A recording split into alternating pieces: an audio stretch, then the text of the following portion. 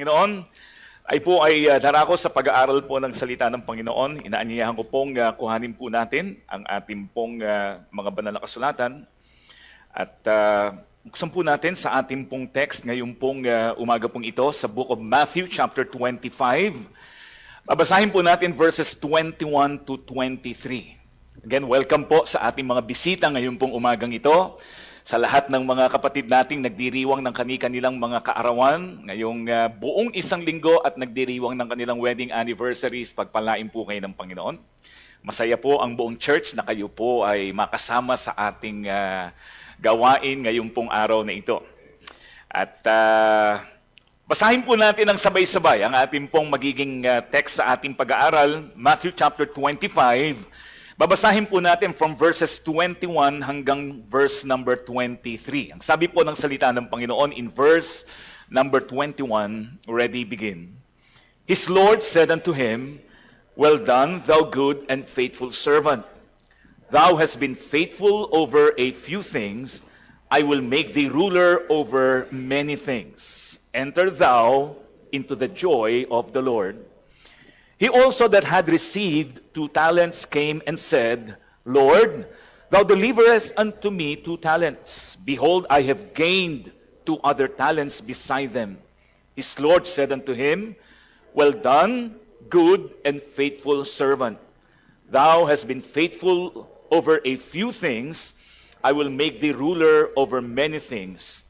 Enter thou into the joy of the Lord." Pagpalain po ng Panginoon ang pagkabasa ng kanyang banal na salita. Let us pray. Ama naming banal, humihingi po kami ng gabay, ng patnubay, ng pangungusap at pagtuturo upang ang mga salita mo na amin pong mapagbubulay-bulayan ay hindi lang namin marinig, kundi makapangyarihan na kumilos, Panginoon, at magbago ng aming mga buhay. Naniniwala kami, Panginoon, na ngayong umagang ito, kami po ay tinipon mo hindi lang po para magpahayag ng aming pagsamba, pasasalamat at pagpupuri, kundi para kami, Panginoon, ay katagpuin, para kami ay turuan. Para, Panginoon, makita at malaman ng bawat isa po sa amin ang kalooban mo, Panginoon. Ama, marami pong mga kahilingan at pinagdadaanan ng bawat sa amin na kung amin pong pakikinggan at hahayaan ang iyong mga salita, ay makapangyarihan, Panginoong, kumilos at maipamuhay po namin ito. Marami po sa aming mga katatungan, marami sa aming mga problema ang malulutasan, Panginoon. Tulungan mo po na ang Holy Spirit ang siyang pumuspo sa aming lahat. Katagpuin mo po kami. Huwag mo pong pahintulutan na lalabas kami sa pintuan ng aming bahay-sambahan na hindi po namin tinatanggap ang iyong mga salita at ang iyong kalooban. Tinataas ka namin sa aming pag-aaral na ito. Niluluwalhati po namin ang iyong banal na pangalan. Ito pong aming samod dalangin sa pangalan ng aming Panginoong Jesus. Amen. Please be seated. Maraming salamat po. Bago tayo dumako sa ating pag-aaral, baka makalimutan ko lang. Mamaya po, dahil tuloy pa rin po ang ating Sunday School. Ano po? Wala nang makapipigil sa Sunday School natin. Umaraw, umulan, anuman ang mangyari. Maliban sa rapture na lang siguro, yon matitigil na yung maiiwanan sila na magpatuloy. Pero sa lahat po sa atin, anuman ang mangyari, yung Sunday School natin, every Sunday tuloy-tuloy po yan. Hindi nakabase sa teacher. Kasi yung teachers natin, kahit na hindi available, merong magiging available na papalit. Kaya tuloy-tuloy po. At nakikita natin yung kahalagahan na maka-attend po tayo ng ating mga Sunday School classes kasi lahat ng mga lessons natin is very relevant sa inyong mga pinagdadaanan. Ayon sa sitwasyon ng ating pong mga buhay. Kaya ini-encourage natin bawat sa atin, huwag kayong manghinayang bumalik ng 3:00 ng hapon. Umattend kayo ng Sunday School at idiretso na natin after ng Sunday School, meron tayong Gospel Hour Service. At makakarinig naman tayo ng mga testimonies, ng mga kapatiran natin kung paano ang Diyos ay naging mabuti sa kanilang mga buhay. Mamayang hapon, bagaman meron pong ladies fellowship, tuloy po yun dun sa ilalim. So, pansamantala, yung WOW at yung pong LEM, Sunday School, ay hindi mo na itutuloy kasi meron kayong fellowship. Pero yung pong ating VBF, kasi ang VBF po natin, yung Vine and Branches, yung mga young couples po natin, combination ng babae, ng adult ladies at adult men. Pansamantala po, yung mga VBF na ladies, sumama kayo sa gawain ng kababaihan. Pero yung mga kalalakihan ay sasama muna doon sa Sunday school ng mga kalalakihan ng ating M&M, ng men's fellowship natin. At ganun din yung pong klase ni Deacon Terry, yung New Life, New Believers class, ay halo din po ito ng mga bagong mga members ng church at mga members na gustong mas lalong lumalim at matutunan ang mga aral na itinuturo ng Bible at yung pinaniniwalaan natin as a church. So mamaya po bibigyan natin ng opportunity na lahat ng mga kasama po doon, ng mga kababaihan ay umattend ng Ladies Fellowship. Pero yung mga miyembro pong mga ma-attend ng nakalalakihan ng New Believers class, ay pumunta muna po kayo doon sa M&M's. Dito rin naman ang kanilang lugar. So yan po ay magsisimula ng 3:00 ng hapon. So please, balik ho tayo at wag nating hayaang ma-miss ang mga opportunities para tayo ay matuto. Yung lead, tuloy-tuloy po at kasama po yung ating asset. Yung Young Professionals class po natin. Tuloy-tuloy po yan. So yun po yung ating paalaala. At ngayon pa lamang ina-announce ko na, mag-practice at mag-ensayo na ho kayo kasi ang church po natin ay gagawa ng isang kauna-unahan at simula, una muna kasi masusundan pa na magiging annual event na po natin dahil tayo po naniniwala na ang pagpapahaba ng buhay ay hindi lang sa pamamagitan ng pananalangin kundi sa pangangalaga ng ating pisikal na katawan. Kaya tuturuan natin at tutulungan natin ang bawat mga members natin na tayo po ay mangalaga ng ating katawan at ito po ay sa pamamagitan ng pag-host po natin ng first CBC Fun Run. Okay ba kayo? Okay ba kayo sa Fun Run? Kakaroon tayo ng Fun Run, mga kaibigan, at ito po ay bandang Nobyembre pa naman, matagal pa. Pwede ba kayong bumili ng magagandang rubber shoes? Pwede ba kayong bumili ng mga magagandang mga sando, kung ano man ang mga gear na inyong, para mag-practice po kayo, I-condition nyo sarili ninyo. Kakaroon tayo ng 5 kilometers at 2 kilometers na iikutan at tatakbuhan. Pastor, takbuhan ba talaga yan? Hindi naman po. Yun lang ang tawag natin, pero yung iba palagay ko lalakad lang. Which is okay lang din naman. Ito po, mga kaibigan, ay bahagi ng ating pong fundraising project para sa ating pong magiging annual Pastors and Family Banquet sa darating na December 18. Okay, so tayo po sa kasalukuyan ay gumagawa ng paraan para makapag-raise tayo ng pondo. Meron po tayong 50 pamilya ng pastor. Pili po, 50 lang muna kasi baka hindi natin kayang i-accommodate. Kasama ang kani-kanilang asawa, kasama ang kani-kanilang mga anak. At tayo po ay mag-host ng isa pong banquet. Pakakainin natin sila ng masarap na pagkain. Paglilingkuran natin at i-encourage natin ang bawat pamilya kasama hindi lang ang pastor at asawa ng pastor, pati mga anak ng pastor. Ginagawa na po natin to for 3 years.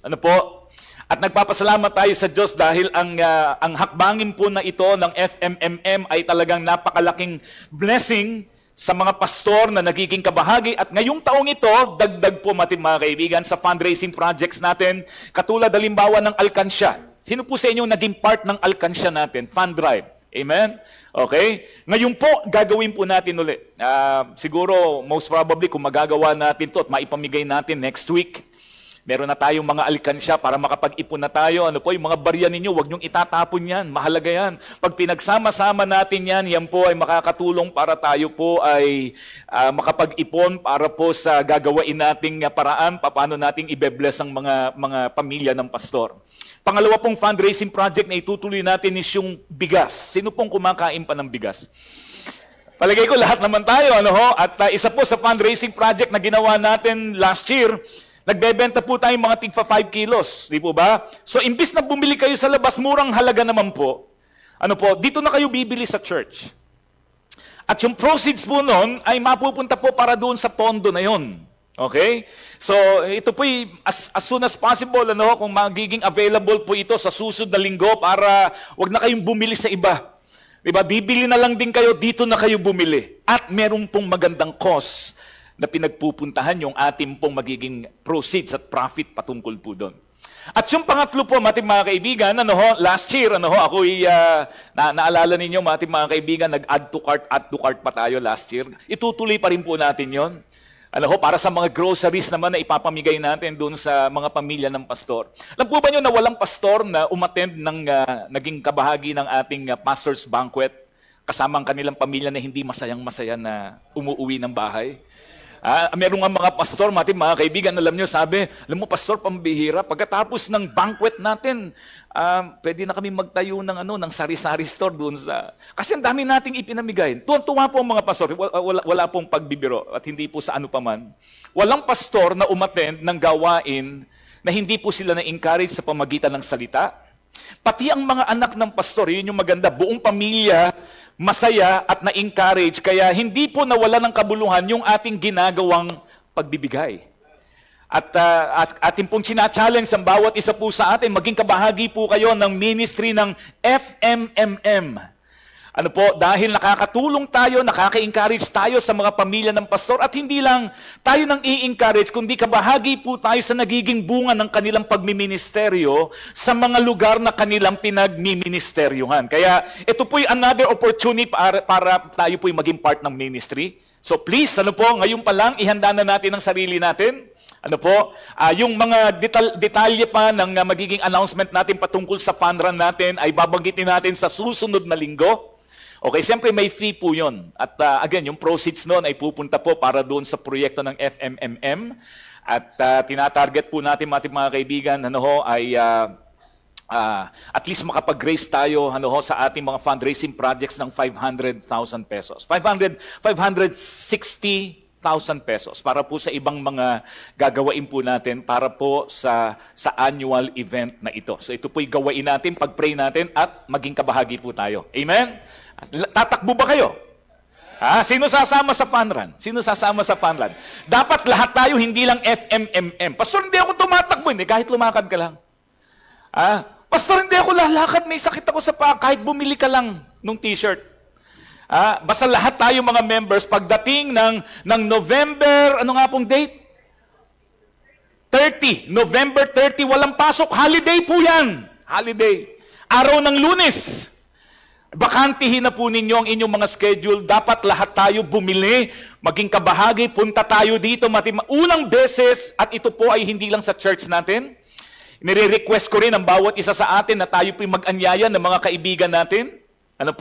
Mga kakilala natin, mga kaklase natin, kasamahan natin sa trabaho. Na umattend at bumili po nun. Kasi meron yung t-shirt at meron po yung medalya at kung ano-ano pa. Na binibigay kapag tayo po'y nagkakaroon ng uma-attend at sumasama sa fun run. So yun po ay sa darating na November 30, araw ng Lunes. Paghandaan na po natin. Amen. Excited na ba kayong tumakbo? Pastor, matagal na akong tumatakbo kapag hinahataw ako ng asawa ko. Praktisado ako dyan, Pastor. Pero ito po, mga kaibigan, tatakbo tayo for a cause. At hindi walang kabuluhan. Di baling mapagod tayo ng konti, masaya naman tayong tatakbong magkakasama. Amen?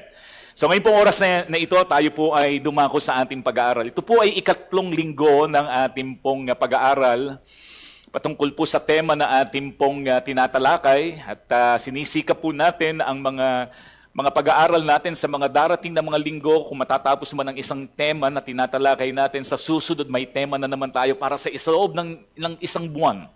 Depende kung ilang linggo nating tatalakayin, ang ating puso at ang ating isip nakatuon doon sa mensahe na nais natin at nais ng Panginoon na matutunan natin sa ating mga buhay bilang mananampalataya. At ngayon po, tatalakay tayo ng panibago. Okay? Bahagi ng ating pong pinakatema.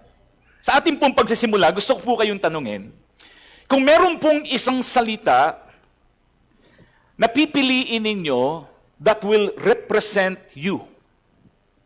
If there is one word that you want to represent your character. Kung merong isang salita na gusto mong mag-represent kung sino ka ng nature mo, or one word that will summarize what you stand for in life. Ano po yung isang salita na yun? What would that word be? Alam po ninyo mga kaibigan, kung ang mga tao ay tatanungin natin, magtatanong tayo sa labas, hindi lang sa mga mananampalataya, kundi maging yung mga normal na mga tao na namimit natin at nakakasama natin araw-araw, meron pong top 3 answers sa tanong na yon. Okay? Ano yung one word na gusto nilang makasummarize kung sino sila sa kanilang pagkatao at kung ano yung kanilang pinaniniwalaan sa kanilang buhay? Ito po yung top 3 answers. Okay. Number 1, marami po sa mga tao, karamihan, majority sa mga tao na tinanong po ng ganitong katanungan ang sumagot ng ganito, I want to be successful. Ang pinaka-word na gusto nilang mag-describe sa kanila is the word successful. I want to be successful. Pangalawa, may mga tao, mga kaibigan, na tinanong ng ganitong katanungan, ang kanilang sagot ay ito, I want to be influential. Gusto nilang maging influensya. Gusto nilang lumawak ang kanilang impluensya. At yung pangatlo, ang kanilang kasagutan sa tanong, I want to be happy. I want to be happy. Gusto kong maging masaya. Lahat po ng mga sagot na yan, actually, lahat ng yan ay nakasulat din naman sa Bible. Hindi po masama yun. Tama naman lahat ng yon. Kasi yung pagiging successful, biblical po yun eh. Alam po ba nyo na ang Panginoon ay nagbibigay ng pagtatagumpay? Ang sabi po mga kaibigan ng Joshua chapter 1 verse number 8, anong sabi ng Bible? Paalala natin, kaya ang Diyos, huwag nating iisipin na ang Diyos galit sa pagtatagumpay. Hindi galit at hindi hadlang ang Diyos na tayo ay magtagumpay sa negosyo. Hindi hadlang ang Diyos na tayo ay magtagumpay sa ating karera. Hindi po hadlang. Ang Diyos nagbibigay ng pagtatagumpay. Tandaan natin yan. Kaya kakampi natin ang Diyos. Amen? Ang sabi ng Joshua 1 verse number 8, this book of the law shall not depart out of thy mouth, but thou shalt meditate therein day and night, that thou mayest observe to do everything, to observe and to do according to all that is written therein, and then thou shalt make thy way, prosperous, and then thou shalt, have, good success. Kung ang Panginoon ang kakausapin at aalamin natin ang kalooban ng Diyos, gusto ng Panginoon maging matagumpay ang bawat sa atin. Kaya walang masamang mag-desire na maging matagumpay. Gusto ko sabihin, kung gusto talaga natin ng pagtatagumpay, hindi mo kayang gawain sa sarili mo yan, pero ang Diyos kayang ibigay yung pagtatagumpay sa buhay mo. Kaya hindi mo kailangang lumayo sa Diyos para maging matagumpay. Hindi mo kailangang magbawas ng panahon at hindi maging matapat sa Diyos para maging matagumpay. Magtapat ka sa Diyos, ipagamit mo buhay mo sa Diyos kasi patatagumpayin ka ng Panginoon.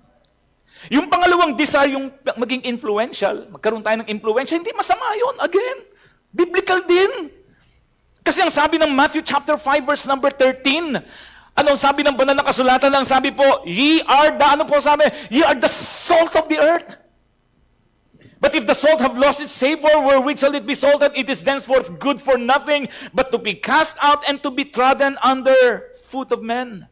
So ano sila sabi ng Bible about Christians? Tayo mga mananampalataya, hindi lang tayo anak ng Diyos. Amen? Tayo habang nasa lupa ay dapat magkaroon ng impluensya. Dahil tayo ay mga asin ng sanlibutan. Tayo ay dapat magpalasa, magbigay ng lasa. Tayo ay dapat mag-preserve, tumulong sa pagpipreserve ng isang buhay, di ba, na masasabi natin hindi lang matagumpay sa panlabas kung hindi maging sa kaluluwa. Kaya tayo mga mananampalataya, maging influential tayo. Sa trabaho ninyo, kung kayo nagtatrabaho, gamitin ninyo ang influensya ninyo bilang mananampalataya. Hindi ma-influensya ng kasamaan, kundi para tayo ay maka-influensya sa kabutihan.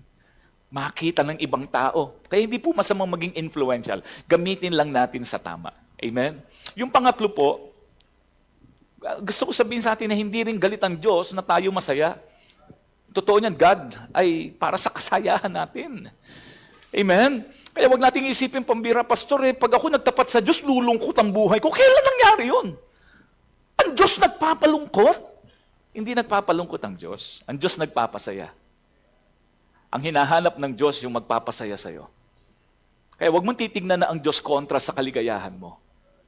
Ang Diyos kontra sa magtatanggal ng kaligayahan mo. Kontra ang Diyos sa gagamitin ng kaaway para alisin yung saya at mawala ka doon sa magandang plano ng Diyos sa buhay mo. Pero ang Diyos ay para sa ikaliligaya natin. Anong sabi ng talata? Psalm chapter 144 verse number 15. Ang sabi ng Bible, happy is that people.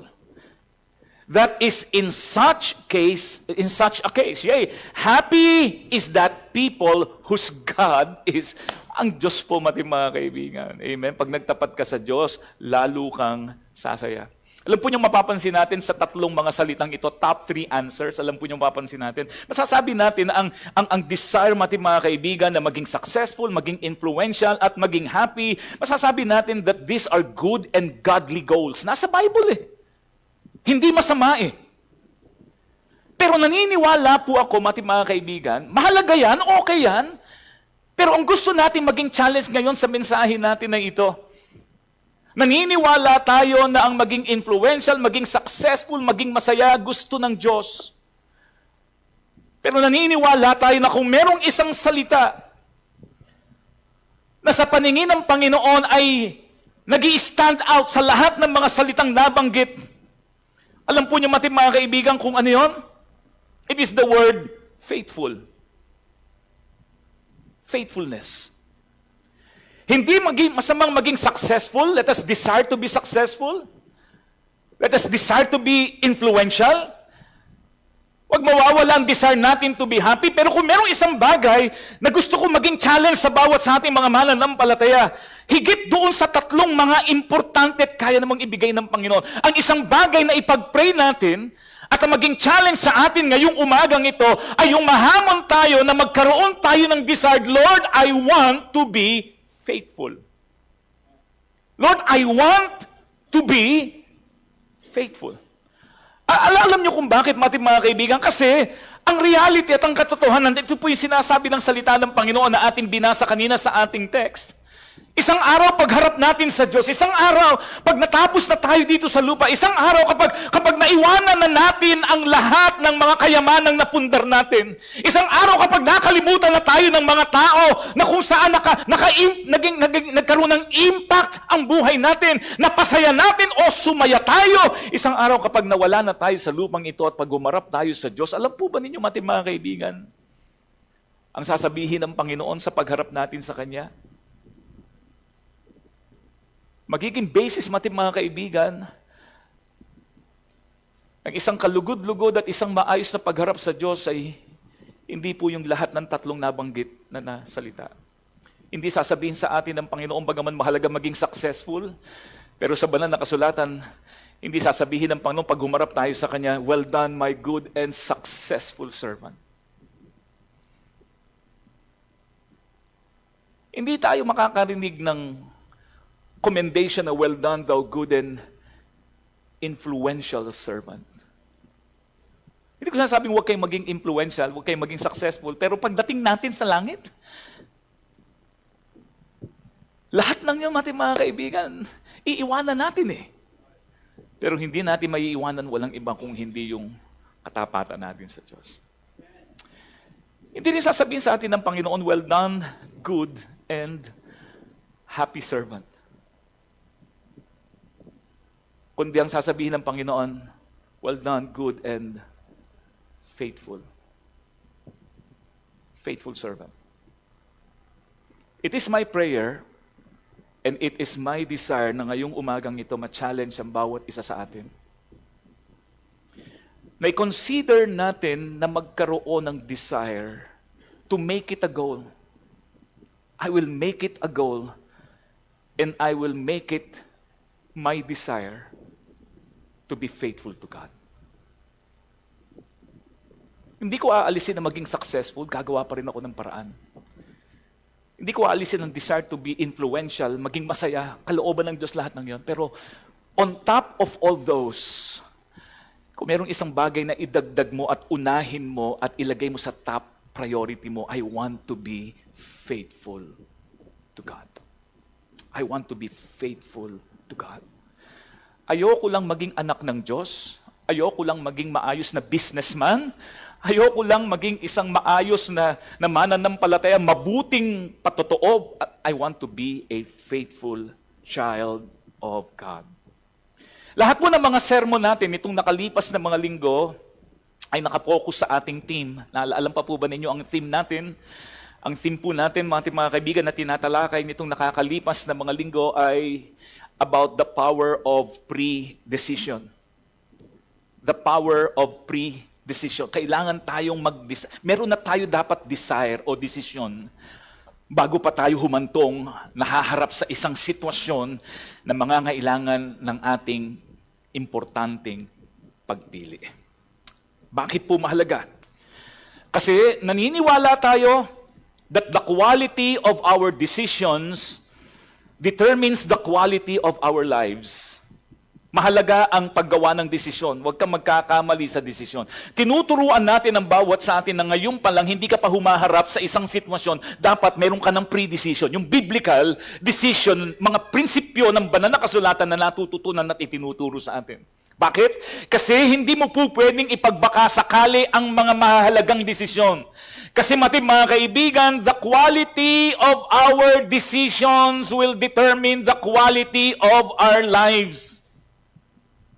Kung ano magiging buhay natin, kahit maganda ang kalooban ng Diyos, kahit gusto ng mga magulang natin, bumuti buhay natin at gagawin nila lahat ng paraan para maging maganda ang kinabukasan natin, mga anak natin. Pero kapag gagawa ka ng maling desisyon, kapag hindi mo pipiliin yung gusto ng Diyos, pag ang pipiliin natin ay yung gusto natin at yung paraan natin, kahit na ganong kaganda ng kalooban ng Diyos, hindi mangyayari yun. We need to pre-decide. Kasi ang diablo laging gagawa ng paraan para tayo ay hadlangan, para lagyan natin mga kaibigan ng palabuin yung choice na gusto ng Panginoon. At tutuksuhin tayo ng kaaway, mga kaibigan, na gawain kung ano yung gusto natin, kung ano yung pleasing sa pakiramdam natin sa kasalukuyan, hindi kung ano yung gusto at makabubuti sa bawat isa sa atin. Tandaan natin to, we make our decisions. And always remember, after making our decision will end up making us. Tayo gumagawa ng desisyon ngayon. After mong gumawa ng isang mahalagang desisyon, magugulat ka, hindi na ikaw ang gumagawa. Yung desisyon mong ginawa, yun na ang gagawa sa buhay mo. Totoo yun. Amen? Kaya may mga pagkakataon, napapasok tayo sa isang sitwasyon. Bakit ba ako napasok dito? Ayaw mo naman eh. Kasi naging mali ka sa pagpili. You decided wrong. Kaya ang daming opportunities na nababaliwala, ang daming, yung dating masaya, lumulungkot, yung dating successful, nagiging unsuccessful, nagiging bankrupt. Yung dating ang ganda ng impluensya, ngayon wala ng impluensya. Bakit? Kasi nagkamali ng paggawa ng desisyon. Ingat kayo sa desisyon.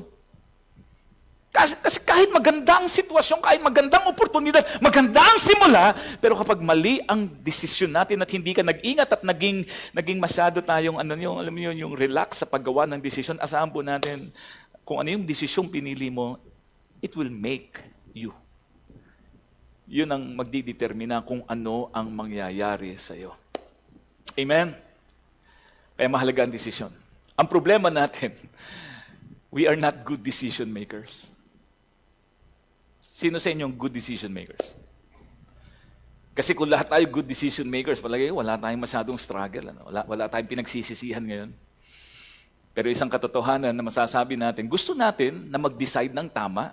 Sinisikap nating maging maganda buhay natin. Pero madalas, pag nahaharap na tayo sa sitwasyon, mga kaibigan, dun lumalabas na yung magagandang bagay na gusto natin, tayo rin ang nagiging dahilan para hindi mangyari sa buhay natin. Because, admit it or not, we are not good decision makers. That is why there is a need to have a decision, pre-decision, even before we face a situation. Kasi most likely kapag wala kang pre-decision, hindi mo natutunang gawin. At gagawin mo pa lang kapag ikaw ay naharap na dun sa sitwasyon. Most likely, madadala ka ng damdamin. At kapag ang desisyon mo nadala ng damdamin, asahan mo magkakamali ka. Pag wala kang pre-decision, pag naharap ka sa sitwasyon na doon ka palang gagawa ng desisyon, most likely, madadala ka ng pressure. At ang pinakamahirap natin mga kaibigan kalaban, lalong-lalo na bilang mga tao, pressure. Mape-pressure ka na gumawa ng mali. Bakit? Kasi lahat ng mga taong nakapaligid sa iyo, lalong-lalo na kung nakapaligid sa iyo mga unbelievers, ang pressure niyan matindi. Mapapahiya ka, pagkakaisahan ka, ibubuli ka kapag wala kang pre-decision, hindi ka magtatagumpay. Mahalaga ang pre-decision. Si Joseph, pre-decided.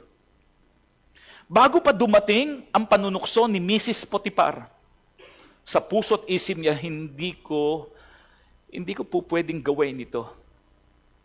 Nalolokohin ko ang amo ko at magkakasala ako sa Diyos. Si Daniel is the same.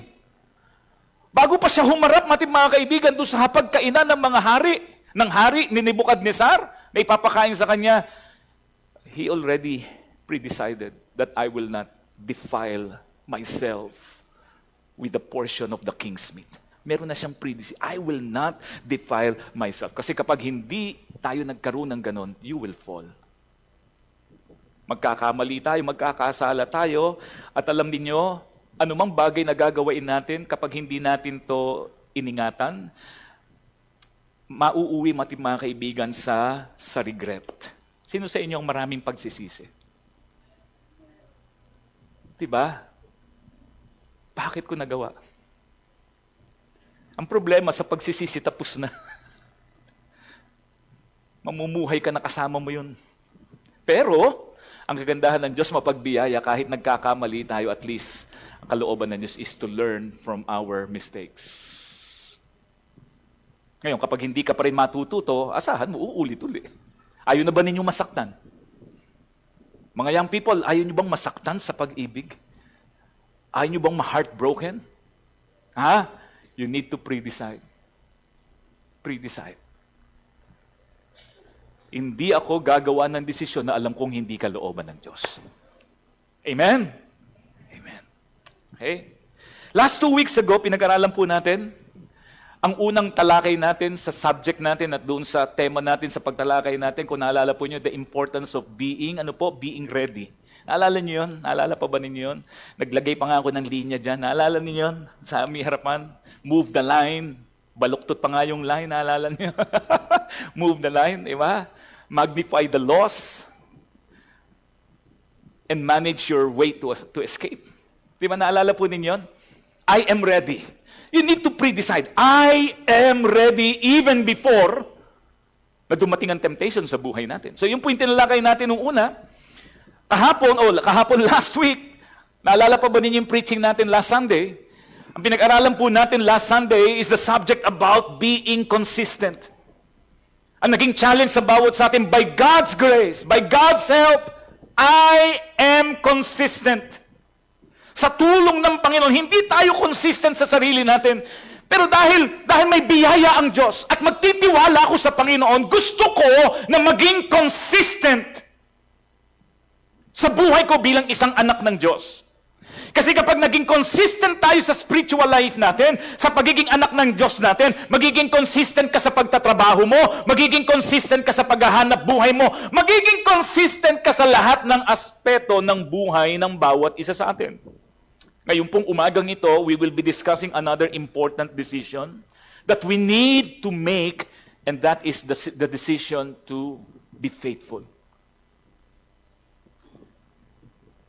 By God's grace, sana ang prayer ko sa pagtatapos ng mensahe natin, hindi pa ngayon, sisimula pa lang tayo, mamaya, ang magiging challenge sa atin, sasabihin natin, I want to be faithful. Lord, I want to be faithful. Alam po niyong dahilan kung bakit ang desisyon to be faithful ay mahirap. Kasi ang reality, tayong lahat ito, regardless kung pastor, nagsasalita po ako, hindi dahil sinasabi kong I am always faithful. Bilang mga tao, lahat po tayo nangangailangan po nito. Ang reason bakit tayo nagpi-pre-decide to be faithful is because eto ang katotohanan. Tandaan niyo to, we are never accidentally going to be consistently faithful. Gusto natin maging faithful? Hindi mangyayari yan. Basta-basta. Hindi mangyayari yan na ngayong gabi natulog ka, Lord, gusto ko maging faithful. Pag gising mo kinabukasan, faithful ka na? Walang ganun. It will never be accidental. Hindi po pwede na ito ay magiging bunga lang ng ating magiging panalangin at magiging desire. Ang faithfulness hindi maa-achieve by desiring, by praying. It can only be achieved sa tatlong bagay. Makinig po kayo, mahalaga to, mga puntos pong ito.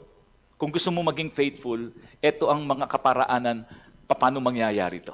Unti-unti. Una, by making faithful choices every single day.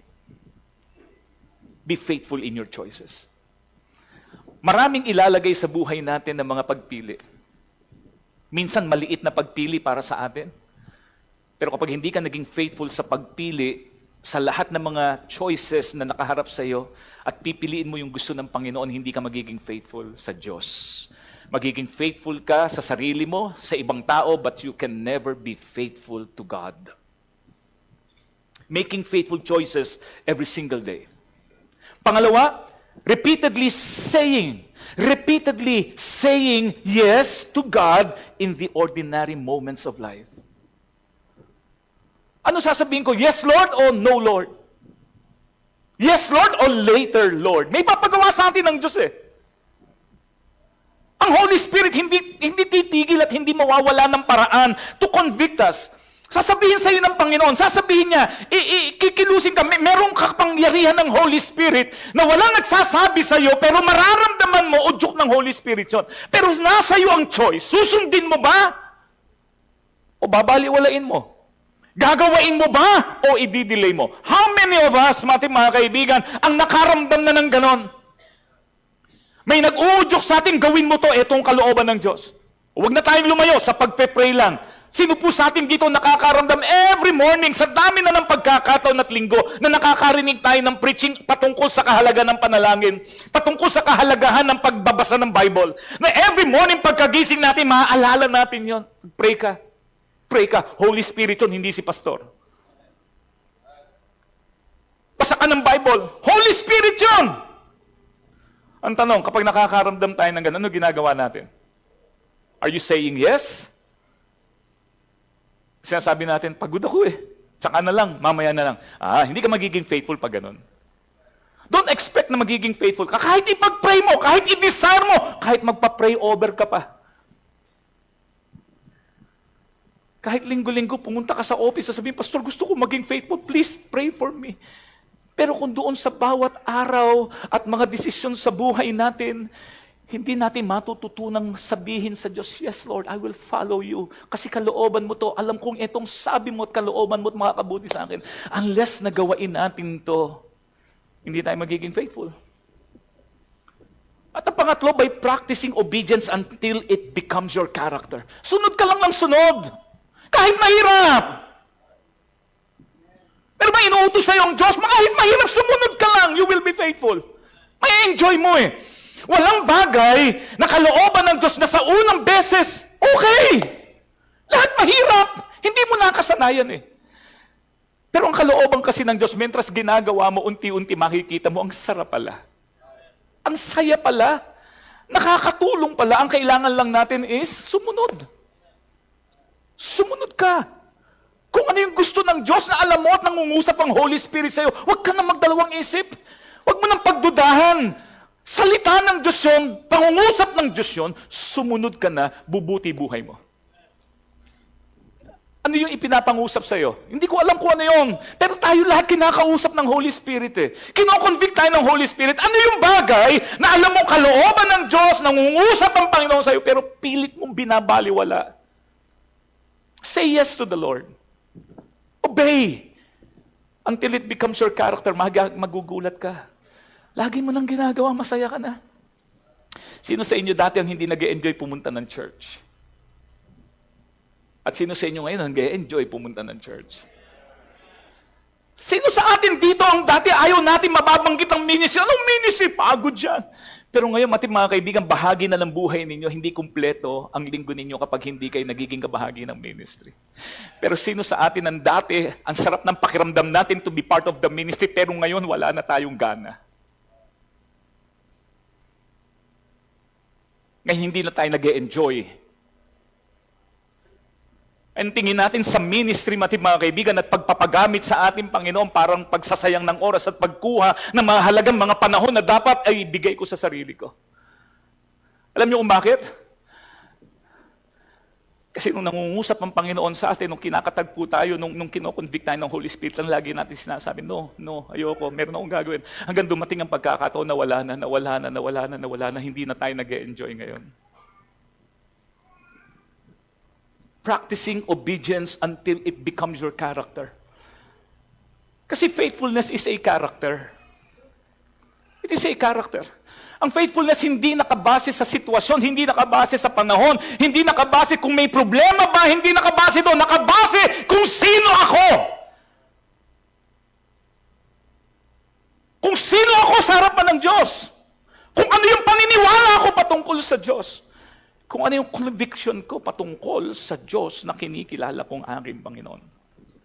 Tandaan po natin ang mahalagang principle na ito. We can never be faithful without intentionality.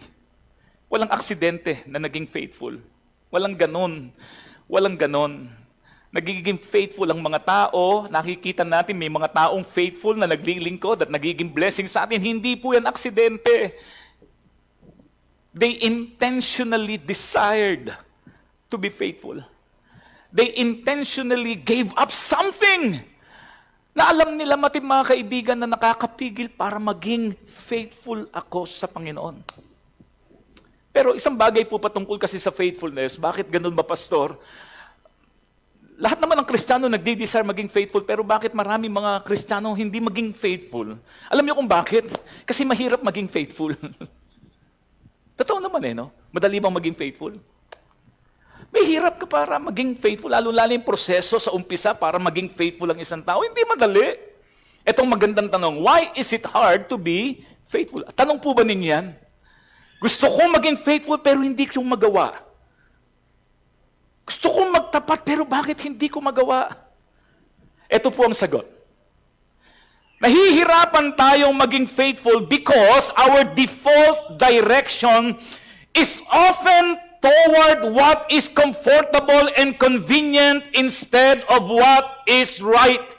Yan kasi tayo. Reality yan.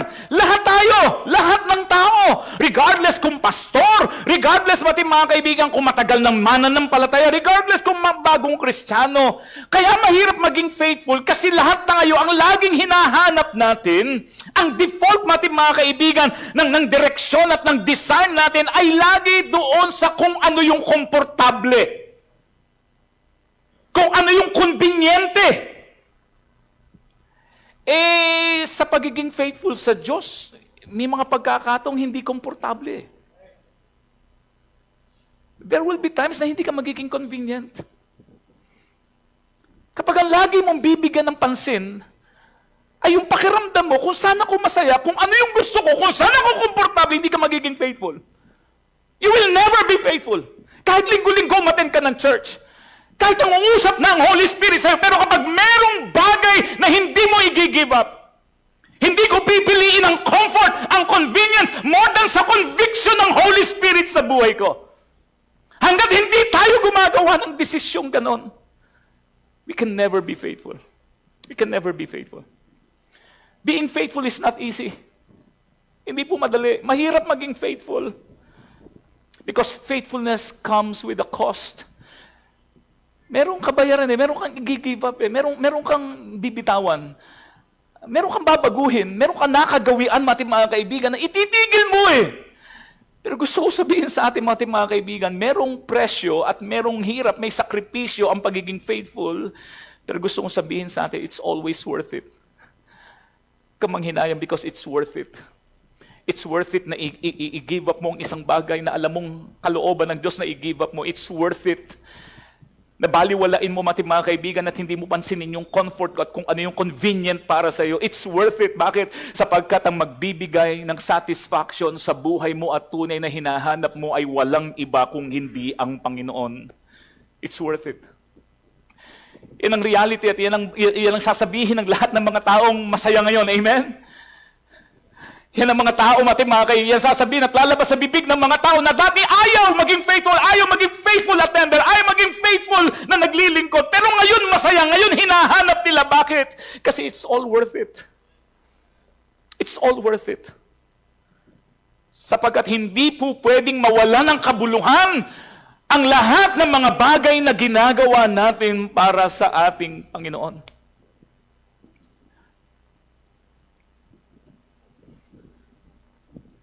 Are we faithful? Are you willing to be faithful? Do you want to be faithful? Are you willing to do what it takes to be faithful? Ang faithfulness kasi, madalas ang isip natin, masyadong mababaw ang tingin natin sa faithfulness. Minsan kapag pinag-uusapan ng faithfulness, ang unang nasa isip lang natin is, faithful ako. Bakit? Because I am faithful to my spouse. Di ko niloloko asawa ko eh. Faithful ako, kaya faithful ako. Parang ang basihan ng faithfulness is, naging faithful ako, naging totoo ako, tapat ako sa aking asawa. Therefore, I am faithful. Meron naman, ang tingin nila sa sarili nila is faithful sila. Bakit? Kasi hindi ako nanlalamang ng kapwa ko, kaya faithful ako. Yung iba naman mga kaibigan, ang basis ng faithfulness I don't miss church. Every Sunday, nasa church ako eh. Pati nga ngayon, pati gospel hour service, Sunday school, pati prayer meeting service nga, nandun ako. I am faithful. I don't miss my devotions. Nagpe-pray ako, nagbabasa ako ng Bible. I consistently give my offerings and therefore, I consider myself as faithful. Ibinibigay ko ang sarili ko na maging available palagi para sa ministry at paggamit sa Diyos. Therefore, I am faithful. Alam po niyo, lahat ng mga nabanggit ko, lahat ng yan okay naman. Hindi masama. Tuloy lang ninyo. Kung faithful kayo umattend ng church, okay. Pero gusto ko sabihin sa atin na kung gusto natin talagang maging faithful sa harapan ng Panginoon, wag lang nating limitahan doon sa iniisip natin na ito ang dahilan at ito lang ang paraan paano ako magiging faithful. Why? Bakit? Kasi kapag inaral po natin, mga kaibigan, ang ating Panginoong Kristo nung siya ay nandito sa lupa, sa banal na kasulatan, makikita po natin that every time that the Lord Jesus Christ talked about faithfulness, sa lahat nung panahon siya nandirito, sa banal na kasulatan, makikita natin na ang Panginoon nagbigay ng 3 kategorya about faithfulness. 3 categories. Hindi po isa lang, hindi yung faithfulness lang sa asawa, kaya faithful ka na, o sige, hindi. Ang Panginoon Kristo, nung nagtuturo siya ng katapatan, 3 categories po ang pinaglapatan niya, mga kaibigan, ng aral at ng basis ng faithfulness. Ito po yung pag-aaralan natin ngayon. At ito yung challenge na gusto kong ibigay sa atin. Una, makikita po natin na ang Panginoong Kristo nung siya po ay nandito sa lupa, every time that He talked about faithfulness, ang isa pong lapat ng aral ng faithfulness is about relationships. Paano natin pinapangalagaan ang ating relasyon? Ang ibig nating sabihin, faithfulness in how we treat other people. Relationship, hindi lang sa asawa. Relationship maging sa ating kapwa. Relationship maging sa mga taong nami-meet natin. Hindi lang sa malalapit na tao sa atin, kundi maging sa ating mga tao nakapaligid sa atin. Ang Panginoong Kristo, nung siya po ay nangangaral about faithfulness, ang isa pong bagay, mga kaibigan, na kanyang itinuturo ay hindi lang patungkol sa faithfulness in our relationships, but also, ito yung madalas, in our resources. Kung paano natin hinahandle yung mga pagpapala, yung pagtitiwala ng Panginoong faithfulness in how we steward our resources. Yung pangatlo po, na kategory ng faithfulness na itinuturo ng Panginoong Kristo is how we respond. Our response. Our response. Faithfulness on how we respond to God. Yan lagi, 3. Pansinin po ninyo ang mga turo about faithfulness. Hindi lang patungkol sa pera. Kaya minsan kapag ang pinag-uusapan ay faithfulness, lagi inisip natin, basta ako, giver ako. Okay po yun, pero hindi lang doon. Kung gusto mo maging faithful, tignan mo yung 3 bagay na ito. Kasi ito ang basis ng Panginoong Kristo sa pagtuturo niya at para maging mabuti at faithful na mananampalataya tayo sa harapan ng Diyos. Again, relationships, resources, and response. Okay? If we are to be faithful, we need to pre-decide on 3 things na kumakatawan sa 3 ito. Okay? Ano-ano po ang dapat na maging desisyon natin? Pre-decision natin. Number one, if I want to be faithful, I need to pre-decide to value every relationships. Be faithful sa lahat ng relasyon na ibinibigay sa atin ng Panginoon. Anong ibig sabihin? Ibig sabihin, every interaction with others is an opportunity to add value. Gusto ko maging faithful. Lahat ng interaction ko sa ibang tao, gusto ko magdadagdag ng value sa buhay nila. Principle po ng Bible yan. Philippians 2:3. Philippians chapter 2 verse number 3. Okay? Ang sabi ng banal na kasulatan, tignan po niyo sabi, sabay-sabay nga po natin basahin para hindi kayo antukin. Ang sabi ng Bible, Philippians 2:3, ready begin, let nothing be done through strife or vainglory. Ano sabi? But in lowliness of mind, let each esteem other, yun, better than themselves. Kalooban po ba ng Diyos? Let each, lahat daw tayo, let us decide to esteem others better than ourselves. Anong gustong sabihin niyan? Sa lahat ng mga makakasama natin, lahat ng bibigyan tayo ng pagkakataon, makahalubilo natin, mga tao malalapit sa puso natin, pamilya man natin yan, simbahan man, trabaho man, o saan mang lugar, ang isang bagay, mga kaibigan na gusto ng Panginoon, yung buhay natin magamit para makatulong tayo sa buhay ng iba. Let us add value in the lives of others. Isang bagay po patungkol sa ating lahat tayo napapaligiran tayo ng napakaraming tao. Napapaligiran tayo ng lahat ng tao. Pamilya po natin, family members natin, church members natin, papaligiran tayo ng mga church members natin, co-workers natin, mga kapitbahay natin, kahit mga empleyado na katulad natin at mga strangers na nakakasalumuhan natin. Tatandaan po natin itong napakahalagang prinsipyong ito, faithfulness. Ang pagiging faithful is not merely keeping commitments. Akala natin committed ako, nag-commit ako, ginawa ko, I am faithful. Lawakan po natin kasi ang commitment, ang pagiging faithful hindi lang doon sa pagsunod natin sa commitment. Faithfulness is not merely keeping commitments, it is consistently loving people the way Jesus Christ loves them. Isang paraan ng pagiging faithful, pagbibigay ng halaga sa relationship natin sa ating pong kapwa. Ang sabi po ng Matthew chapter 22 verse number 39, and the second is like unto it. Ang sabi po ng Bible, thou shalt love thy neighbor as thyself. Tatandaan natin palagi, every encounter, pupunta ka sa church, may ma-encounter kang kapwa mananampalataya. Nasa trabaho ka, may ma-encounter kang co-employee, regardless kung malapit sa'yo o hindi. Stranger, may ma-encounter tayo mga ganon. Pero lagi nating tatandaan, para maging faithful tayo, lagi nating bibigyan ng kaisipan, lahat ng encounter ko, kahit kanino man, ito'y isang oportunidad para ako'y maging blessing sa kanila.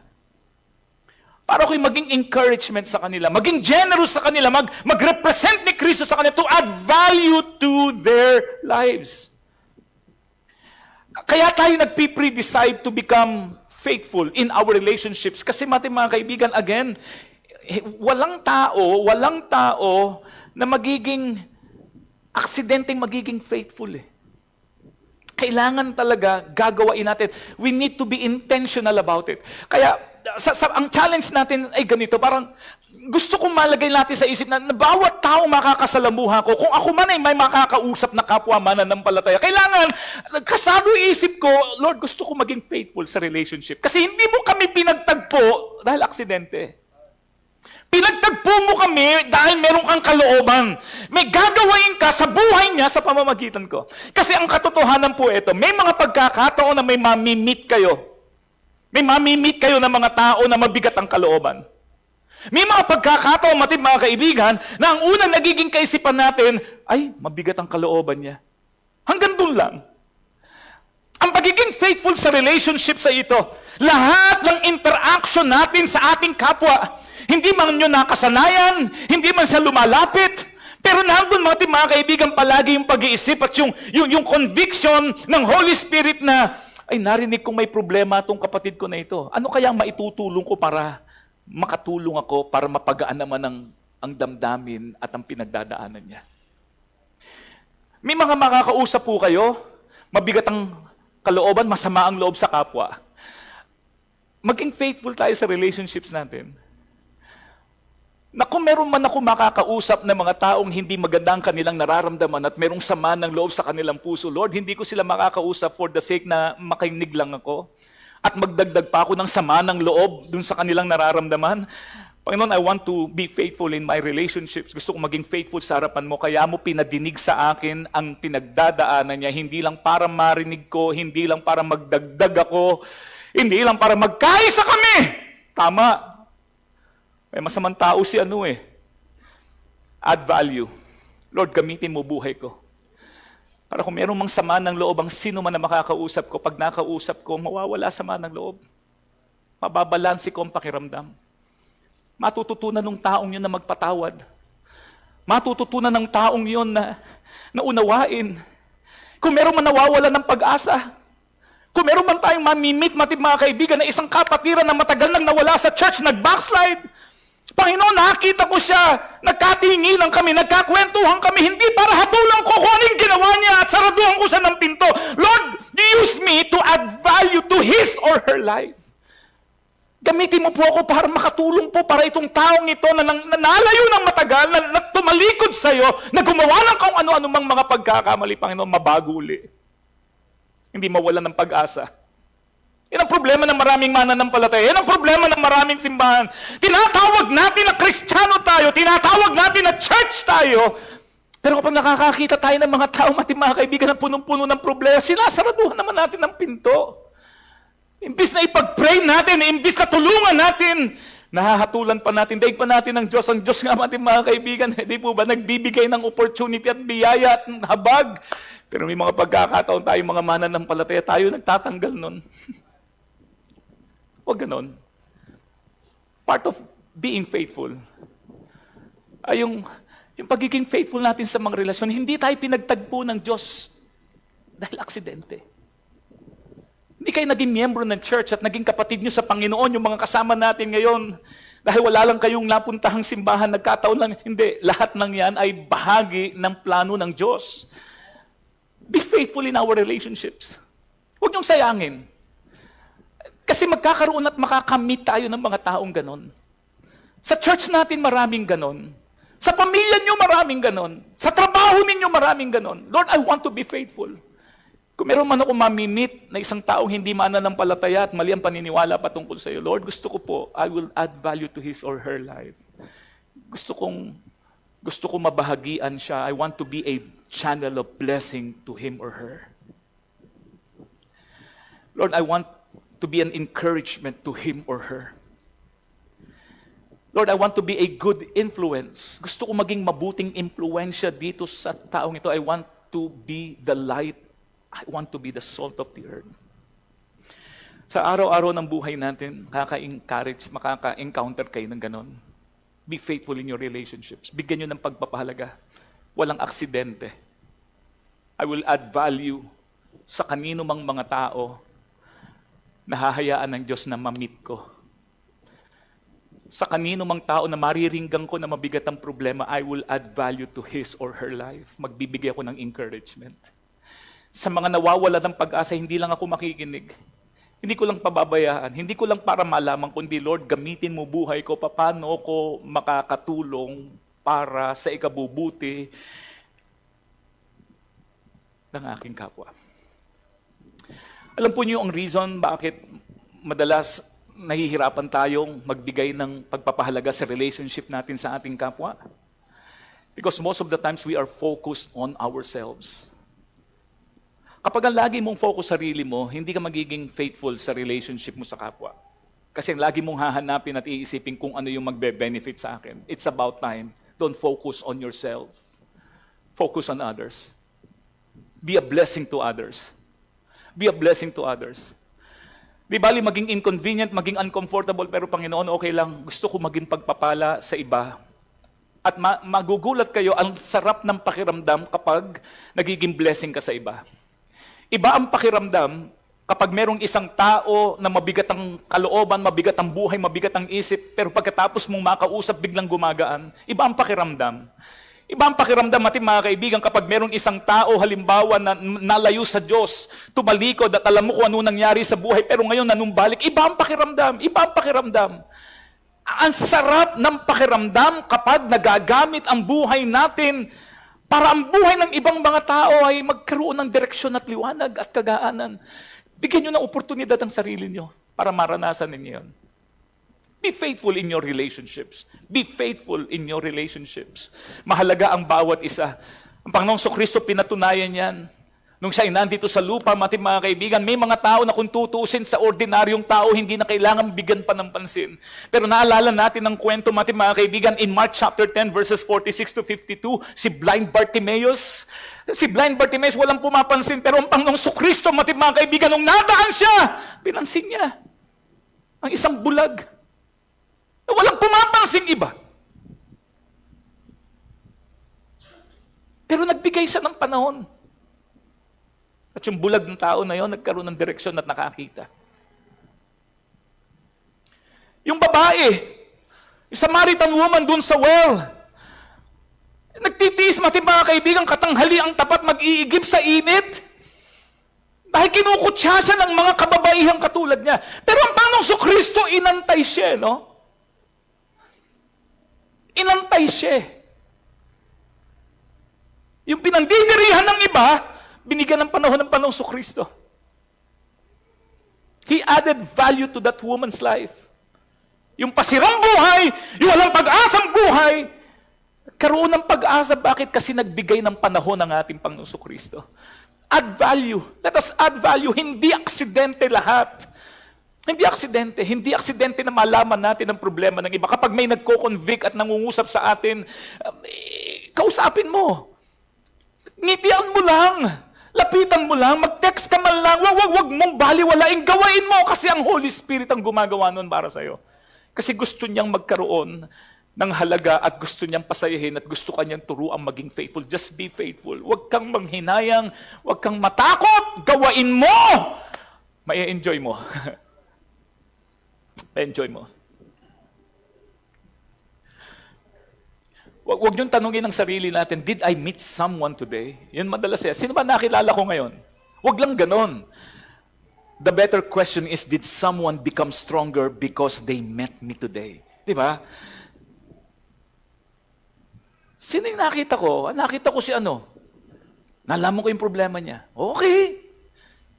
Pero di ba mas maganda? Nalaman ko yung problema niya at nakatulong ako.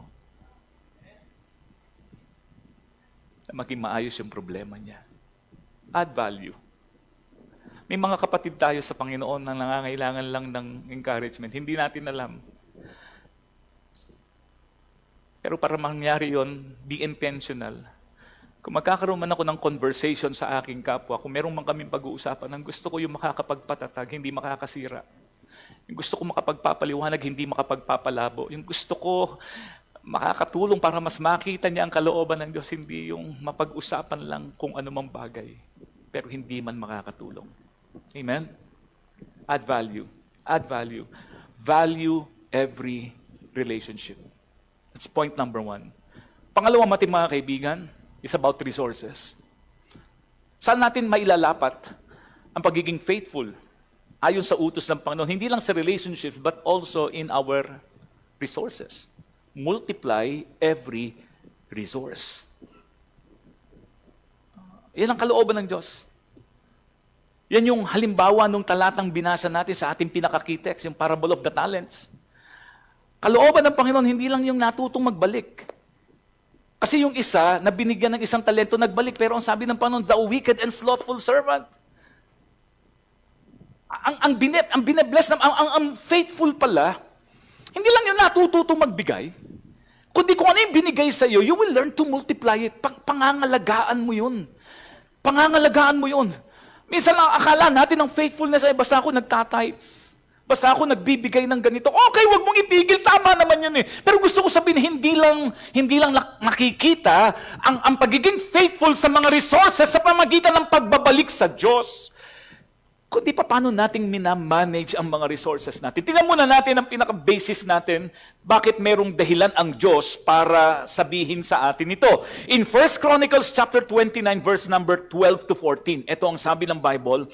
In verse number 12, ang sabi po ng Bible, both riches and honor come of thee, and thou reignest over all, and in thine hand is power and might, and in thine hand it is to make great and to give strength unto all. Now therefore, our God, we thank thee and praise thy glorious name. But who am I and what is my people that we should be able to offer so willingly after this sort? For all things come of thee, and of thine own have we given thee. Ang passage po na ito ay nagsasabi sa ating mga kaibigan na ang stewarding of God's blessings ay hindi lang exclusively referring to money. Hindi lang lagi puro pera ang pinag-uusapan, pero lahat ng bagay na meron tayo. Hindi lang pera. Lahat. Ano sabi ng Bible? Pag-aari ng Diyos, sino nagbigay ng pera? Diyos. Tama? Tama yun. Kasi ang sabi diyan, both riches and honor come of thee. Yan ang sabi ng talata eh. Abilities, abilidad. Saan galing ang abilidad natin? Sa Diyos din naman galing yan eh. Ang sabi ng Bible, power and might. Ang kapangyarihan natin, saan ba galing yan? Yung abilidad natin, galing sa Diyos yan eh. Ano pa sabi ng Bible? Yung influence natin, yung opportunities to make great. To make great. Kung tayo nagiging dakila, nagiging maayos natin, hindi sa iyo yan, sa Diyos yan. Galing. Steward it. Our strength and to give strength unto all. Pati lakas natin, sa Diyos po galing ang lahat ng yan. At lahat ng bagay na may isip natin, all things belongs to God. Galing lahat sa Diyos. Kaya isang bagay na tinuturo sa atin ng talata, we are not owners, we are all, managers, we are all stewards. Stewarding God's blessings and resources. Ang involved dito is acknowledging it. Acknowledge na lahat ng bagay na meron ka sa Diyos yan galing. Acknowledge it. Pangalawa, activate it. By activating our resources to be used for God and not for our benefit only. May mga pagkakataon, lahat ng mga ibinigay sa atin ng Diyos, tayo lang nakikinabang, parang feeling natin atin eh. No, hindi. Ang pagiging mabuting katiwala ng Panginoon, hindi lang sa pera, sa talento, sa kakayanan, oportunidad, lakas. Kung ano man ang meron tayo, lahat ng yan ay galing sa Diyos. Dapat mga kaibigan, i-activate, gamitin natin, hindi lang sa sarili mo. Mag-isip ka ng paraan, paano kung magagamit. Una, to bless the Lord and to be a blessing to others. Gamitin mo. Gamitin mo. Huwag puro pansarili. Binigyan ka ng husay ng Diyos. Binigyan ka ng kakayanan ng Panginoon. Binigyan ka ng blessing ng Panginoon, material. Huwag lang puro sarili ang iniisip natin. Manage your resources well. At hindi lang po yan, mga kaibigan, by multiplying it. Pagyamanin mo ang pinagpala, develop it for greater impact. I-develop mo. Binigyan ka ng talino ng Diyos, i-develop mo. Pinagtiwalaan ka ng Panginoon ng pera, sisimula ka ng hanapbuhay, pagyamanin mo. Amen. Huwag yung nagkaroon ka ng pera, gastusin mo. Diba? Ganon minsan ganon ang mindset ng marami. Nagkaroon ng pera. Ano ba mabibili ko? Okay lang din man bumili, okay lang, pero sa tamang panahon, paramahin mo muna. Maging blessing ka muna sa iba. Amen? Kasama yon sa pagiging mabuting katiwala ng mga resources na ibinibigay ng Panginoon. Paano natin magagawa? How do we do it? Make use of it. Gamitin mo. Huwag mong itago. Huwag kang maging katulad ng isang binigay ng talent. Iba ibinaon sa lupa eh. Use it! Amen! Use it! Huwag kang mahiya, mga mananampalataya. Huwag kayong mahiya! Kung merong isang lugar, mga kaibigan, na bawat isa sa atin na binigyan ng kakayanan ng Diyos ay magagamit, alam niyo kung saan? Alam niyo kung saan? Sa church. Sa church. Huwag kang mahiyang ipagamit ang buhay mo. Pastor, nahiya ako, hindi ako masyado magaling kumanta. Huwag kang mag-alala. Dito ka madidevelop. At sa simbahan lang, mga kaibigan, na kumakanta ka, kahit sintonado ka, pagkatapos mo kumanta, pinapalakpakan ka pa. Ang tindi ng encouragement. Church lang ang gagawa noon. Sa eskwelahan nyo, mga kaibigan, naku po, sikat ka na. Pagtatawanan ka doon. Pero sa church, kahit hindi ka mahusay, sasabihin sa'yo, praise the Lord ng blessing. Naging blessing ka. At magugulat ka lahat ng kakayanan mo kahit ganong kasimple at hindi na-appreciate ng iba. Pero kapag pinagagamit mo sa Diyos, huwag kang mag-alala kasi pagpapalain ka ng Diyos. I-develop ka ng Diyos at magagamit ng Diyos. Para maging pagpapala at maging challenge sa iba. Use it. Make use it. Huwag kang mahiya. Huwag kang mahiya. Ipaggamit mo ang buhay mo sa Diyos. Ang church natin, ang daming ministries. Kaya natin binuksan ang mga ministries, hindi para masabing ang dami nating ministries. Kaya marami tayong ministries para wala ni isa mang miyembro at wala ni isa mang mananampalataya na magsasabi, hindi ako magagamit ng Diyos. Wala naman paggagamitan ng lahat. Merong paggagamitan ang Diyos kung gugustuhin mo lang. Make use of it. Manage it wisely. Manage our resources wisely. Steward it faithfully. Don't waste God's entrusted blessings. Pag binigyan ka ng blessing ng Diyos, kapag binigyan ka ng opportunity ng Panginoon, i-manage mo ng mabuti. Huwag mong sayangin. Huwag mong sayangin kasi darating ang pagkakataon, mawawala yan. Mawawala yan. Manghihinayang ka sa uli. Hanggat binibigyan tayo ng opportunities ng Panginoon, pinagpapala ka ng Panginoon, binibigyan ka ng pera ng Panginoon, binibigyan ka ng trabaho ng Diyos, binigyan ka ng hanap buhay ng Diyos at ginagamit ng Diyos to supply your needs, pagpalain mo, palaguin mo, bigyan mo ng pagpapahalaga, wag mong sasayangin. Wag mong sayangin. Multiply it for greater impact. Palaguin mo. Palaguin mo.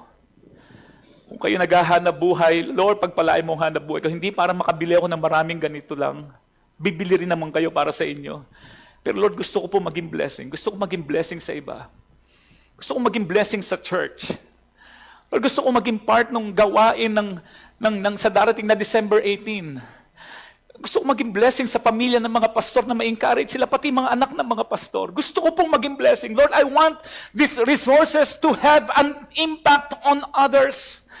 Hindi lang yung sa sarili ko, kundi Lord, pagpalain mo ko, paramihin, i-multiply mo ang blessing na meron ako, hindi lang para mapakinabangan ko, kundi para maging blessing din sa iba.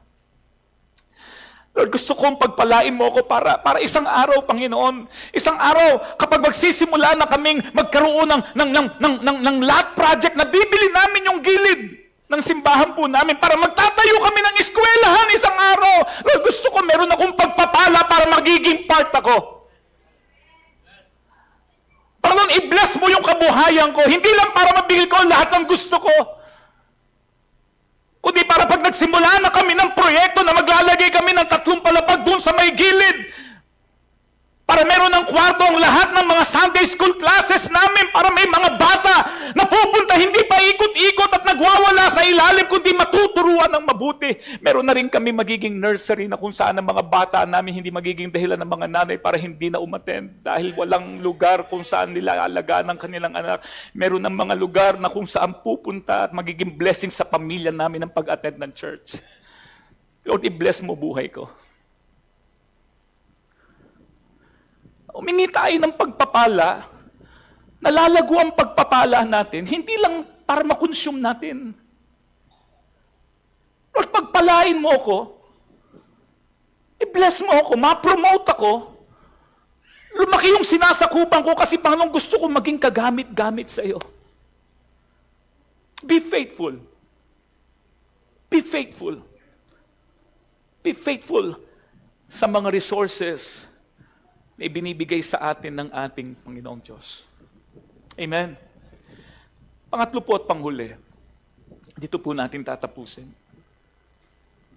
Patungkol naman mga kaibigan sa response. Be faithful in our response.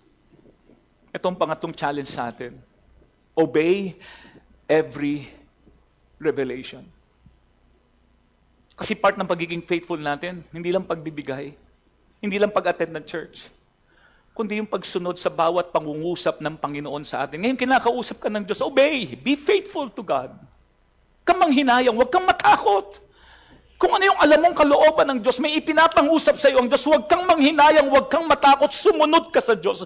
Be faithful to God. Be faithful in every revelation. Every prompting is an opportunity to obey God. James chapter 1 verse number 22, anong sabi ng banal na kasulatan? But be, anong sabi?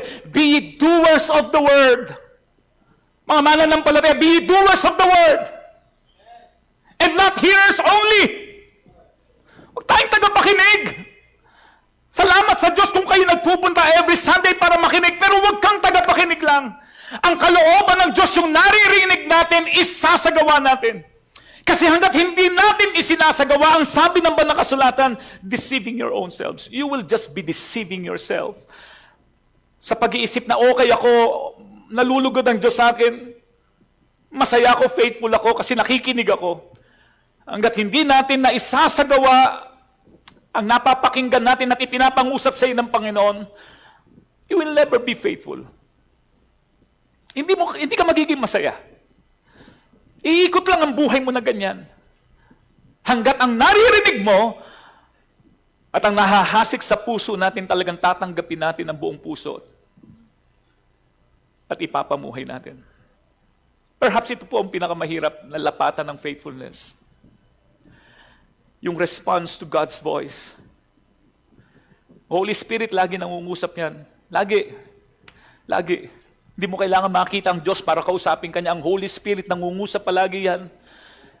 Kinoconvict tayo. Kaya ang sabi ng banal na kasulatan in Ephesians chapter 4 verse number 30 to 32, and grieve not the Holy Spirit of God. Grieve not. Don't grieve the Holy. Huwag mong pighatiin ang Holy Spirit. Grieve not, whereby ye are sealed unto the day of redemption. And itong sabi in verse number 30, itong ipapangusap ng Panginoon eh. Kapag kinoconvict ka ng Holy Spirit, kapag nangungusap sa yung Holy Spirit at itong kanyang pinapangusap, let all bitterness and wrath and anger and clamor and evil speaking be put away from you with all malice.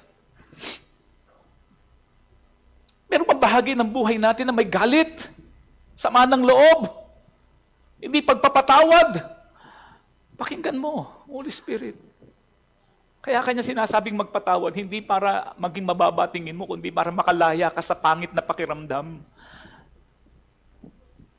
Kaya tinuturuan ng Panginoon, matuto ka magpatawad. Hindi para ibaba ang ego mo, kung hindi, para maramdaman mo yung sarap ng pakiramdam kapag wala kang sama ng loob kahit kanino. Listen to the prompting of the Holy Spirit. May kakausapin, mangungusap ang Holy Spirit sa atin.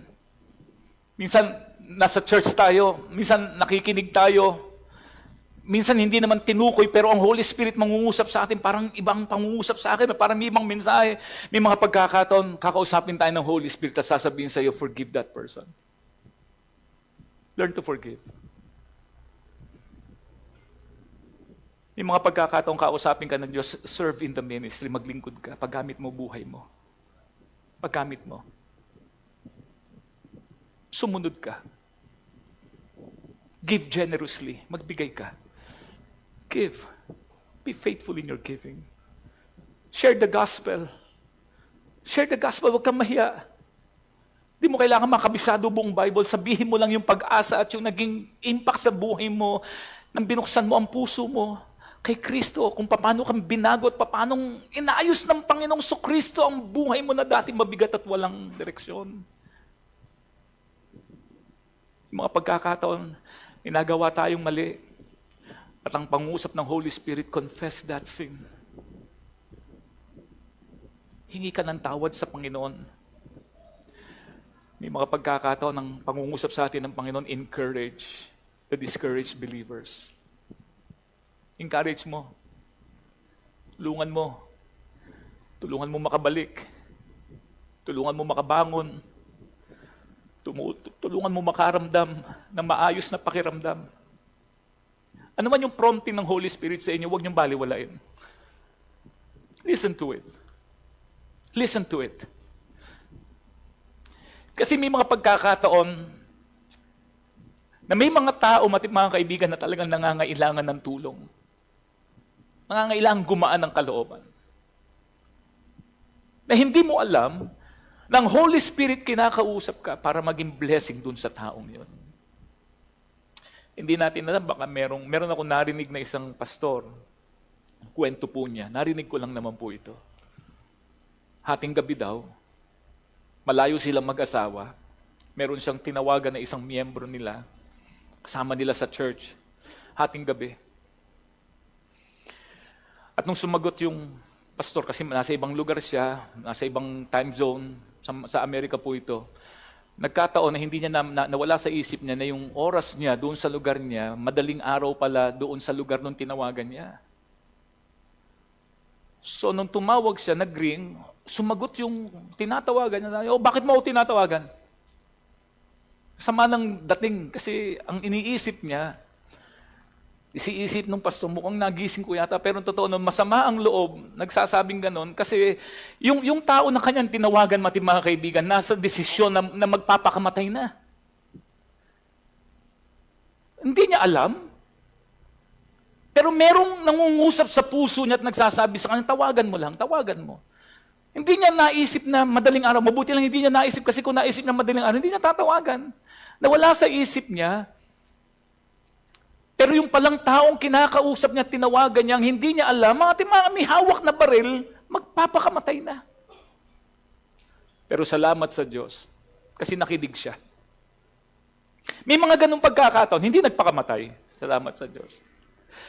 Ang moral lesson, may mga pagkakataon, yung prompting ng Holy Spirit, huwag niyong baliwalain. Kasi hindi mo alam kung anong pwedeng mangyari at maidulot niyan sa buhay ng mga tao na pwedeng ipinapaalala sa ng Panginoon ng mukha. Pinaisip sa'yo bigla, all of a sudden, bigla mong naisip, bigla mong naalala, may pinapagawa sa iyong Diyos. Be obedient. Be obedient. Listen to the prompting of the Holy Spirit. Respond. Huwag mong baliwalain. Kasi pwedeng makatulong sa buhay ng ibang mga tao. Eh, hindi natin alam. Pero gagamitin ka ng Panginoon para maging pagpapala sa kanila. Faithfulness is measured by what we do with what God has revealed. Doon nasasukat ang faithfulness. Ano yung sinabi ng Panginoon? Ano yung nireveal sa'yo ng Panginoon? At paano mo itong ginawa? Abraham obeyed God when God called him. Noah obeyed before rain had ever fallen. Peter obeyed by casting the net again after a fruitless night. At si Mary, nung katagpuin siya ni Angel Gabriel, ang sabi niya, behold, the maidservant or the handmaid of the Lord, let it be done to me according to your word. Just obey. Obey. Be faithful. Mga mananampalataya, let us desire to be faithful. Pre-decide. Pre-decide. Pre-decide to be faithful. Lord, gusto kong maging faithful. By God's grace, I am faithful. I want to be faithful. Gusto kong maging faithful sa relationships. Lord, simula ngayong araw na ito, tulungan mo ako. Gusto kong bawat relasyon ko sa aking kapwa, magbibigay ako ng value sa buhay nila. Hindi ko babaliwalain. Gagamitin ko ang bawat pagkakataon para maging oportunidad, para maging pagpapala ako sa iba, to be an encouragement to others. Gusto kong maging kalakasan ng iba. Kung merong mga mabigat ang kalooban na lalapit at maririnig ko, Lord, gamitin mo ako para gumaan. Hindi lang para makipagkwentuhan ng kung ano-ano, kundi para maging blessing sa kanila. I want to be faithful pagdating sa mga resources. Lord, pagyamanin mo kung ano man yung mga blessing na ibinigay mo sa akin. I want to be faithful in responding to your word, to the prompting of the Holy Spirit.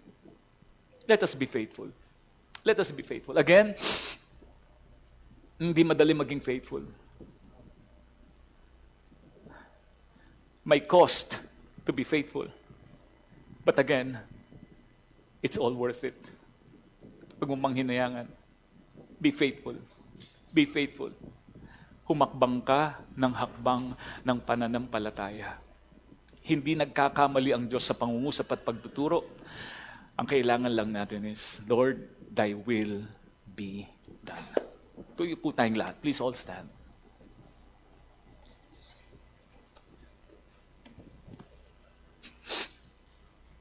Let us desire to be faithful. Pwede bang maging desire natin? Kung meron sa ating nagpe-pray, Lord, gusto ko pong maging successful, tuloy lang po ninyong panalangin ninyo. Ang church natin ay kasama nyo sa pananalangin. Pagpe-pray ko kayong maging successful. Lord, gusto kong maging influential. Kung itong prayer ninyo, yan din ang gusto ng Diyos. Kasama nyo ang church na magpe-pray para kayo'y gamitin ng Panginoon to have an impact sa buhay ng iba, sa lugar natin. Kung ang prayer niyo is to be happy, kasama niyo ang church. Kakampi natin ng Diyos. Gusto ng Diyos na maging masa tayong lahat. Pero ang challenge ko ngayong umagang ito, higit dun sa panalangin natin na 3 bagay, pwede bang ang maging panalangin natin on top of all those 3 things ay yung maging panalangin natin, Lord, I want to be faithful. Lord, gusto ko maging faithful. I want to be faithful.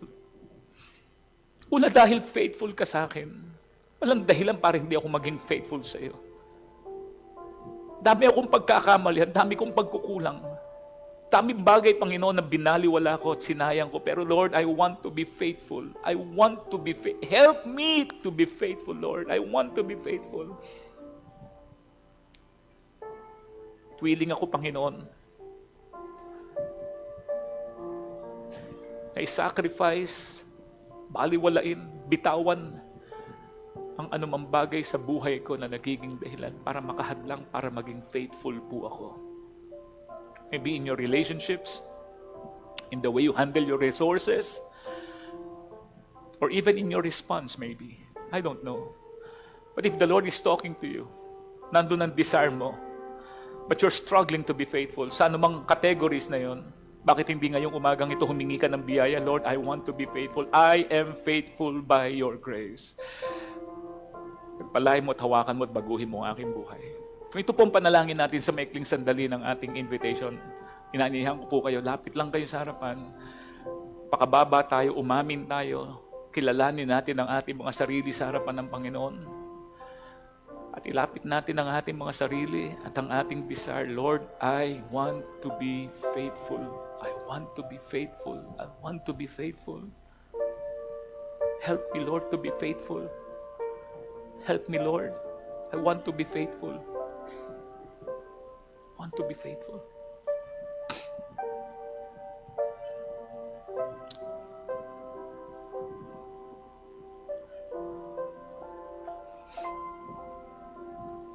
Kung meron man sa ating kalagitnaan, ngayon pong umagang ito, marahil ang nangangailangan ng special prayer. Meron kayong pinagdadaanan sa buhay ninyo, kailangan lang ninyong may mananalangin para sa inyo. Huwag po kayong mahiya, pakitaas mo lang ang kamay mo, may lalapit sa iyo, someone will pray for you.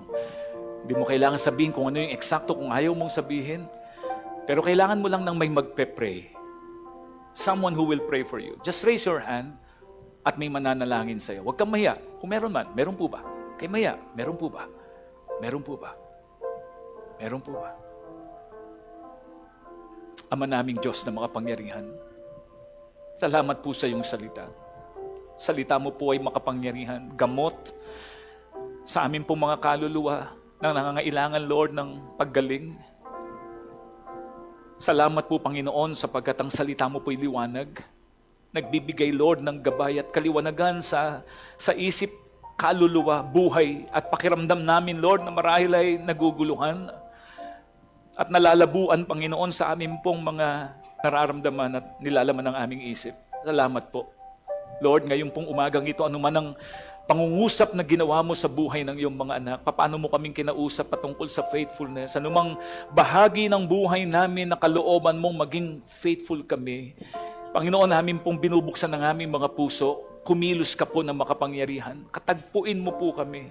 Huwag pong manatiling desire ang aming pagnanais na maging matapat kung hindi ito po'y magkaroon ng katotohanan. Hindi po namin kaya sa aming mga sarili. Mahina po kami. We are inconsistent. Pero sa tulong mo, Panginoon, magagawa po namin. Kaya't ang salita mo po ay itago mo sa aming mga puso upang ito po'y magbunga, upang ito, Panginoon, ay umugat. At ito po, Panginoon, magbigay ng pagbabago sa buhay ng bawat sa amin. I-bless mo po, Panginoon, ang puso ng bawat isa sa pakikinig ng iyong salita. Ito po'y babaunin namin, magdisilbing liwanag at gabay ng aming landas, hindi lang ngayong araw na ito, kundi sa buong isang linggo at sa mga araw na paparating at darating at haharapin namin sa aming mga buhay. I-bless mo po, Panginoon, kami. Pagpalain mo po ang buhay, maging successful materially, sa trabaho, hanap buhay, pagpalain mo po. Bigyan mo po, Panginoon, kami ng biyaya upang magkaroon ng impact ang buhay namin. Magkaroon kami ng impluensya sa aming kapaligiran. Hindi lang sa church, kundi sa aming community, Panginoon. Bilang mga mananampalataya, maging asin at ilaw kami ng sanlibutan. Maging masaya kaming lahat, Panginoon. Katulad ng nais mo at kalooban mo sa lahat ng iyong mga anak. Pero Panginoon, more than all these things, ang gusto po namin, Lord, ngayong pong oras na ito ay maging faithful kami. Isang araw, pagharap namin, Panginoon, sa iyong harapan, nais namin at desire ng puso naming marinig, Thou good and faithful servant. We want to be faithful servants. We want to be faithful servants. Tulungan mo po kami. Bigyan mo kami ng biyaya at paalaala. Sa pangalan ng aming Panginoong Jesus. Amen. At amen.